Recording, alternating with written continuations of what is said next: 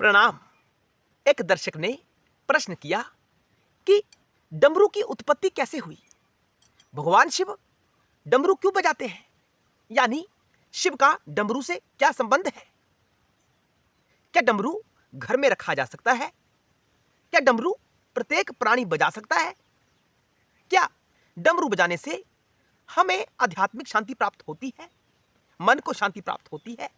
यह जिज्ञासा एक दर्शक ने प्रस्तुत की है। हमने इस जिज्ञासा को महत्वपूर्ण समझा और इसके ऊपर आज वीडियो बनाया जा रहा है। सभी समझना, बड़ा गहरा प्रतीक है डमरू।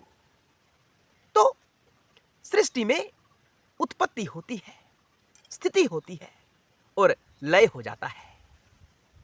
उत्पत्ति और लय का प्रतीकात्मक स्थिति है डमरू। ओमकार और डमरू में कोई भेद नहीं है, अनहद नाद है, आध्यात्मिक शांति का प्रतीक है डमरू। तो उत्पत्ति और लय का प्रतीक क्या है? डमरू। जब डमरू का एक पक्ष यानी एक तरफ जब डमरू से आवाज आता है तो वह हमें कहता है कि तू उत्पन्न होता है। क्या कहता है? कि तू उत्पन्न होता है।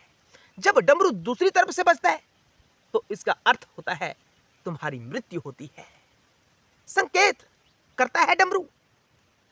और संकेत, मनुष्य के जीवन आपने धारण किया तब एक तरफ से बजता है डमरू। जब शरीर त्याग करके किसी अन्य योनि में हम जन्म लेते हैं तो बजता है डमरू। यानी यह संसार चक्र यूं ही चलता रहता है, कभी जन्म कभी मृत्यु, कभी जन्म कभी मृत्यु। और शंकर ने क्यों लिया इसे हाथ में? शंकर ने इसे हाथ में इसलिए लिया क्योंकि शंकर ही सृष्टि करने वाले हैं और लय करने वाले हैं। ये शिव के हाथ में ही सारा हो रहा है। ये कृत्य कहां हो रहा है? सारा विश्व शिवमय है। शिव के हाथ में ही उत्पत्ति होती है, स्थिति होती है और सबका लय हो जाता है। यह प्रतीकात्मक स्थिति है डमरू।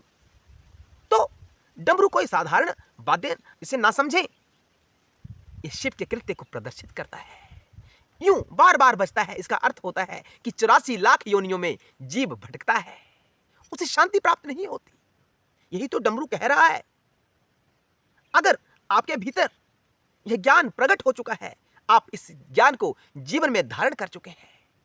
वीडियो सुना आपने, वीडियो सुनने से ज्ञान प्राप्त हुआ कि डमरू क्या कहता है। डमरू कहता है कि तुम बार बार जन्म प्राप्त करते हो, मरते हो, आपकी जीवन की गाथा यूं ही बजती चली जाती है।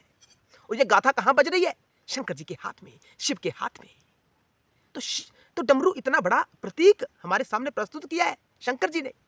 इसे समझो, अपने जीवन में धारण करो, जीवन जीने का अभ्यास करो। कैसा? जो डमरू कहता है। शांति विश्राम प्राप्त करना हमारे जीवन का उद्देश्य है। अन्यथा तुम यूं ही डमरू की ध्वनि की भांति यूं ही बजते चले जाओगे, यूं ही घूमते चले जाओगे, विश्राम प्राप्त नहीं होगा। ये खेल सारा हो तो शंकर जी में ही रहा है। तो अगला प्रश्न था कि डमरू को घर में रखा जा सकता है? क्या प्रत्येक प्राणी डमरू बजा सकता है?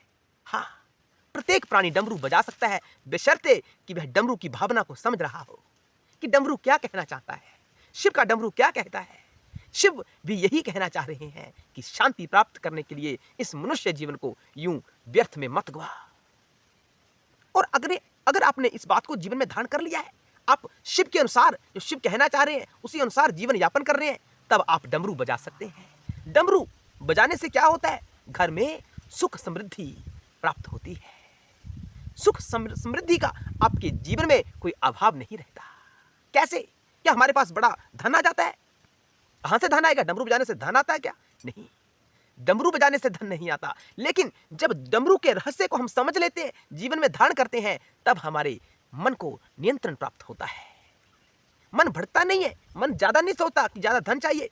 संतुष्टि भाव जीवन में प्रकट होता है। बातें समझने की है, बातें भावना करने की है। यूं तो हम देखते ही हैं, शंकर जी का डमरू बजता है, बड़ा अच्छा लगता है, सुनने में बड़ा मनोहर लगता है। लेकिन वो संकेत क्या करता है, इन बातों को हम समझते ही नहीं है। जीवन में धारण करो, जीवन में शांति प्राप्त होगी। शांति प्राप्त होगी तो संतुष्टि प्राप्त होगी। संतुष्टि प्राप्त होगी तो थोड़ा सा धन भी आपको बड़ा भारी लगेगा। पर्याप्तता, पर्याप्तता आपको चारों तरफ महसूस होगी कि मेरे पास सब कुछ है, क्योंकि संतुष्टि आ जाती है आपके पास जब उस भावना में जीने का प्रयास करते हैं। तो शिव का डमरू यही कहता है। हर हर महादेव, जय शिव शंकर, जय भोलेनाथ।